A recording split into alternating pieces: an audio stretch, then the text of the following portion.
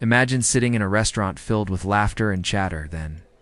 You notice an elderly man sitting alone at the corner. His hands shake as he tries to eat. Soup spills onto the tablecloth.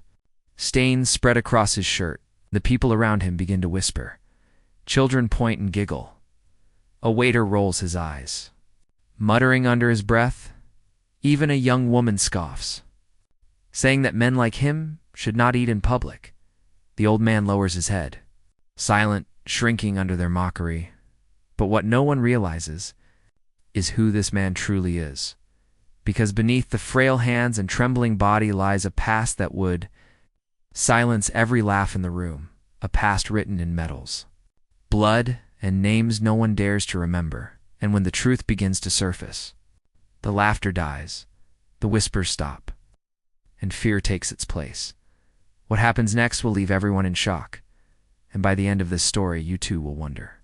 What secrets the old man still carries? Asterisk, the restaurant was alive with chatter, glasses clinked, forks scraped, and a faint melody drifted from the ceiling speakers in the corner. At a small round table, an elderly man sat alone.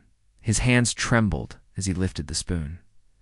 Soup spilled onto the tablecloth, leaving a pale orange stain.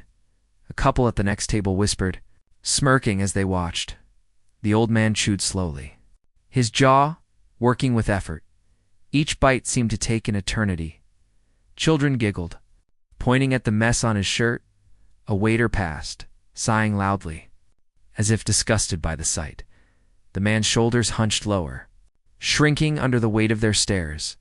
The air thickened with discomfort. He dabbed at his mouth with a napkin, only smearing it more.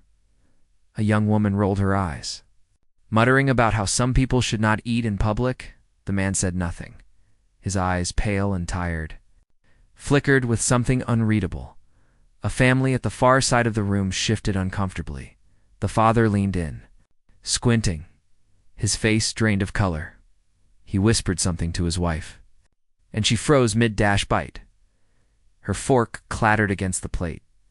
The laughter around the room quieted, as if a chill had passed through the air. The father rose. Pushing his chair back with a sharp scrape, he walked slowly toward the old man.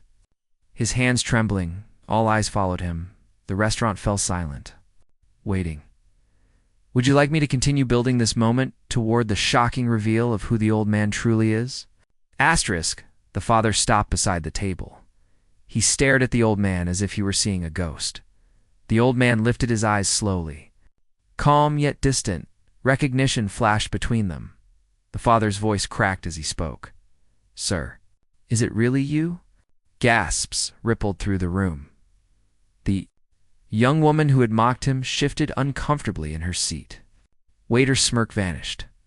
The old man set his spoon down with deliberate care. His frail hands rested on the table, but his posture straightened with quiet dignity. The father bowed his head, trembling. This man is the one who saved my brother's life. Murmurs spread through the crowd. The restaurant's atmosphere shifted. Heavy with shame, the old man's pale eyes scanned the room. Lingering on the faces that had laughed, a silence more powerful than words filled the air. The diners know. Longer looked at him with disgust. They looked at him with guilt and with fear of what else they might not know. Do you want me to keep pushing this reveal toward a shocking twist about his true identity, perhaps? Something beyond just a savior, like a hidden figure of power or history? Asterisk. The father's voice shook as he spoke louder, forcing the room to hear. This man is not only a savior, he is a decorated war hero, a man who carried soldiers through fire when everyone else had fled. The diners froze, their spoons suspended midair. The children who had laughed now hid behind their parents. The waiter's hands twitched nervously as if he wanted to vanish. The old man's gaze dropped to his stained shirt, then back to the crowd. His breathing was steady, but his eyes burned with memories. The silence deepened, pressing against the walls. Every whisper of mockery seemed to echo back, sharper than knives. The young woman who had ridiculed him clutched her napkin, her cheeks red. The father sank to his knees beside the table. He bowed, voice breaking. Forgive us. None of us knew who sat among us. The old man's expression did not soften. He looked at the trembling crowd, his voice low but firm. You judged what you saw, not who I am. The words cut through the air, heavier than any shout. The diners lowered their heads, unable to meet his eyes. The old man lifted his spoon again, unhurried. Each bite now echoed like thunder in the silence. Would you like me to build the story further toward an even darker and more unsettling revelation about his past? Something that could shift the mood from guilt to fear. The old man's spoon hovered above the bowl, but he did not take another bite, his pale eyes fixed on the father kneeling beside him. For a moment, the restaurant seemed to hold its breath. Then he spoke again, slower this time. You think you know me because of the medals? Because of the stories they told. His voice was steady. But beneath it lay something sharp, something unspoken. The father looked up, confusion flickering across his face. The diners leaned forward, as if drawn into a secret they were not meant to hear. The old man's hands, though frail, tightened on the spoon until his knuckles whitened. I saved lives. Yes, he continued, but I also took them. A chill swept across the room. The waiter stepped back, his tray trembling in his hands. The young woman pressed her palm to her chest, her breath shallow.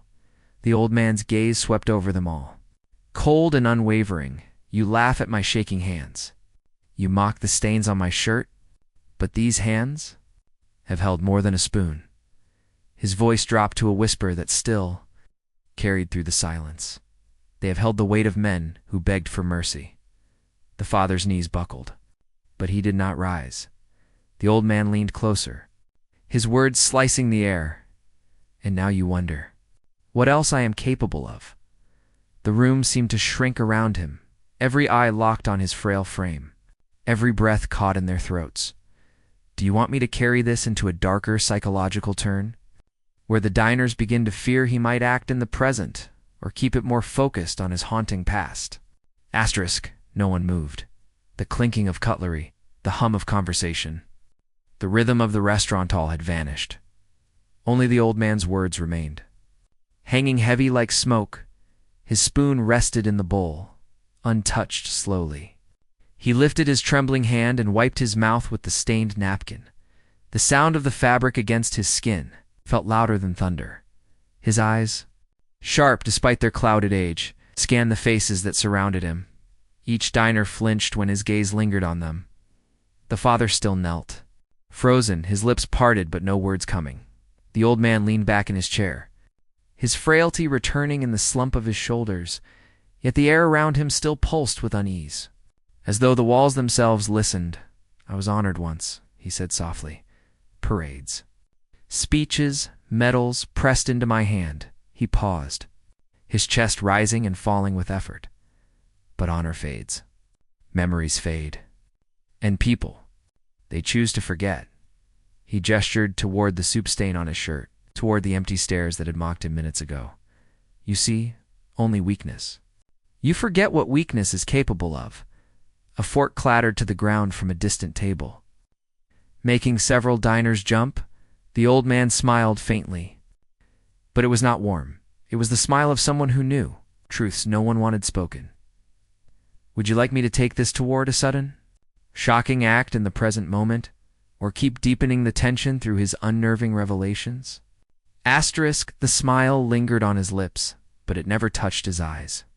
They gleamed with something colder than age, something that unsettled even the strongest in the room.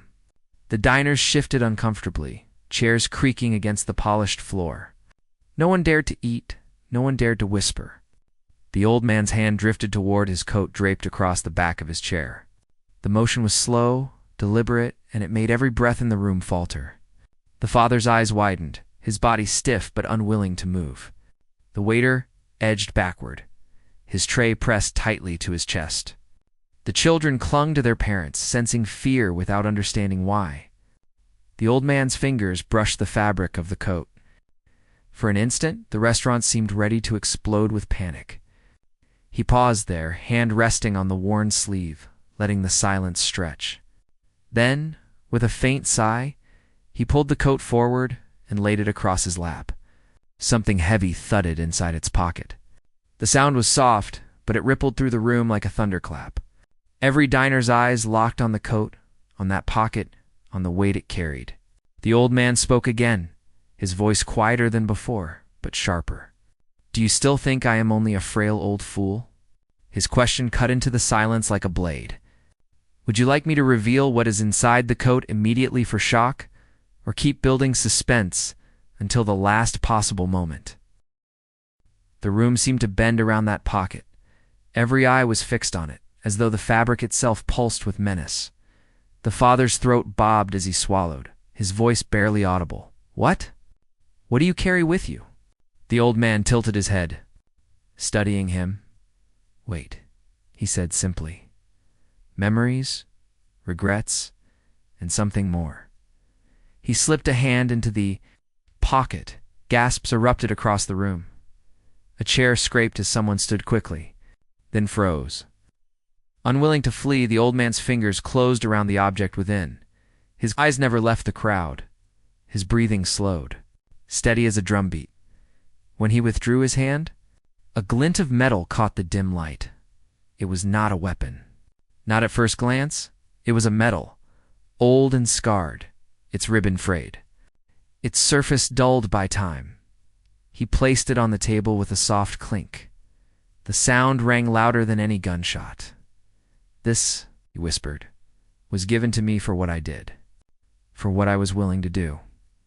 He leaned closer, his pale eyes burning, but they never asked how I slept at night. They never cared what it made of me.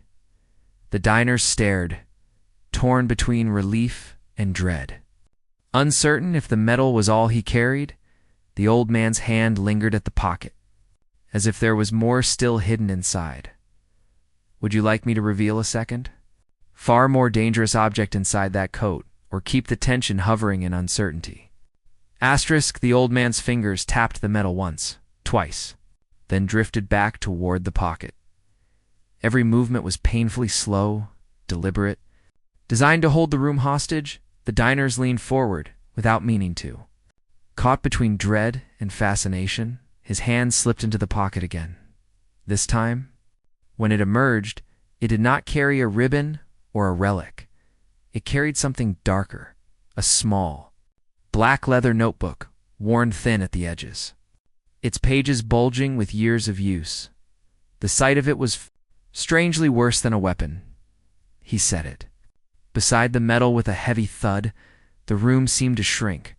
Tighter the young woman who had mocked him earlier covered, her mouth with both hands. The father whispered hoarsely, "What is that?" The old man's eyes flicked to him, sharp and unyielding. "This," he said, his voice steady, "is the ledger of names." He ran a trembling finger along the cover, as if tracing scars. "Every man I killed, every order I followed, every soul that has not left my mind." A collective shudder rippled through the restaurant. The children pressed themselves deeper into their parents' arms. Sensing a shadow too heavy for words, the old man opened the book. The pages crackled, yellowed with age, filled with line after line of names written in a hand that never forgot. He turned the book toward them, letting the diners glimpse the endless list. "Tell me," he asked softly, "when you laughed at me. Would you have laughed if you had known?" No one answered. Not a sound dared to rise above his words.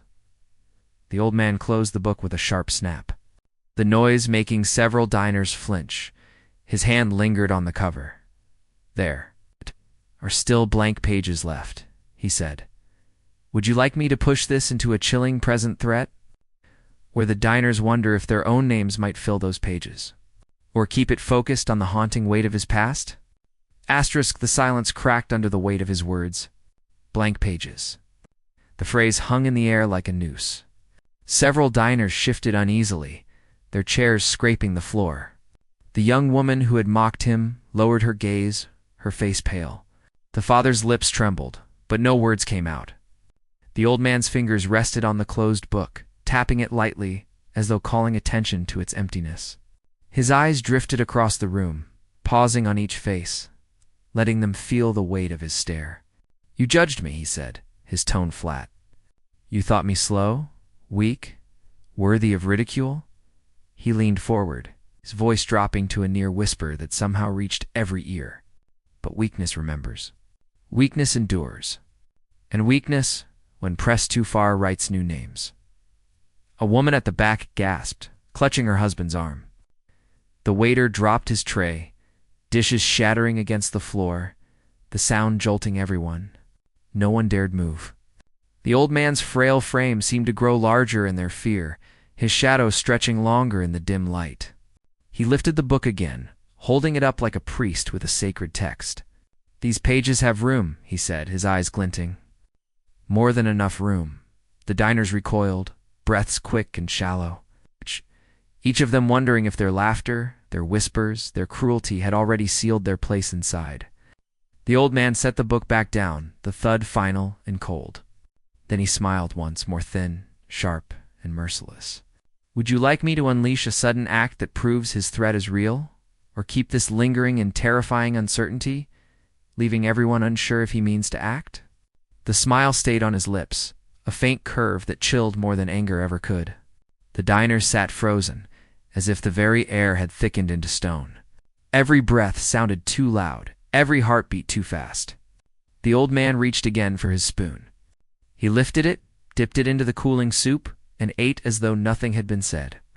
The contrast was unbearable, this frail figure, eating slowly while terror crawled through the room.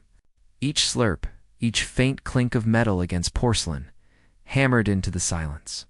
The father remained kneeling, his eyes wide and wet. The children buried their faces in their parents' sides, afraid to look. The young woman twisted her napkin until it tore in her hands. Finally, the old man set the spoon down. He pushed the bowl away, his hands steady now, no tremor left. His voice returned, low and deliberate. You thought this meal would be the end of me, that I would wither under your stares. He gestured toward the metal, then the book. But I do not wither. I remember, I record. He tapped the clothes cover once more, the sound sharp as a gunshot. Perhaps one day, one of you will find your name here. Not for war. Not for duty. But for cruelty? Gasps broke the silence, sharp and strangled. The old man stood, slowly, the chair legs scraping against the floor. Though his back was bent, his presence towered over the room. With the medal in one pocket and the ledger in the other, he turned toward the door. No one dared stop him. No one dared breathe until his shadow slipped out into the night. Would you like me to continue beyond the restaurant, showing what happens to those diners afterward, or keep the focus tightly on the haunting exit of the old man? The door swung shut behind him with a hollow thud. For a long moment, no one moved. The restaurant remained frozen, as though the old man's presence still lingered in the air. Then, slowly, sound began to return. A chair creaked as someone shifted. A fork clinked as it fell against a plate. The young woman who had mocked him earlier broke into quiet sobs. Her shoulders trembling, the father rose unsteadily from his knees, his face pale, his hands shaking. The waiter knelt to pick up the shattered dishes. But his eyes kept darting to the door, wide and fearful. Whispers spread. Urgent and hushed. Was he serious? Those names. Were they real? Did he mean us? The atmosphere was no longer one of mockery, but of dread. Every diner seemed trapped in their own thoughts, replaying the moment, weighing their own guilt, the soup stains. The trembling hands. The frailty, none of it mattered now. What mattered was the ledger, the blank pages waiting to be filled. One by one, people began to leave, abandoning their meals, their conversations. Their laughter they left with heads bowed, glancing over their shoulders, half expecting to see the old man's shadow following. The restaurant emptied until only silence remained, broken only by the faint hum of the ceiling fan, the metals. Image lingered in every mind. The ledger's threat lingered in every heart. And though the old man was gone, his presence haunted the room like a storm that had passed but promised to return. Would. You'd like me to follow the old man into the night and show where he goes next? Or keep the narrative focused on how the diners' lives unravel after this night? Asterisk outside. The night pressed down, heavy and still. The old man walked slowly along the quiet street, his cane tapping against the pavement. Each step echoed, steady, deliberate, as though he carried the silence of the restaurant with him. Streetlights buzzed faintly. Casting long shadows that stretched and wavered, he clutched his coat tighter, the weight of the metal and the ledger pressing against his side. His eyes, pale and reflective, searched the darkness ahead. He knew some of them would follow. Not immediately. But eventually, curiosity always won over fear. Someone would want to know Someone would want to know if the ledger was real. He stopped beneath a flickering street lamp and turned his head slightly. Listening, the city was not silent. A car horn in the distance, the rustle of leaves along the gutter, and footsteps, hesitant. Trailing behind, his mouth curled into that thin, unsettling smile. They could not help themselves. He resumed walking, slower now. Letting the footsteps draw closer, his grip on the coat tightened. The ledger shifted with his movement, its pages whispering against the leather cover at the corner of the street. He paused again, his shadow stretching across the pavement.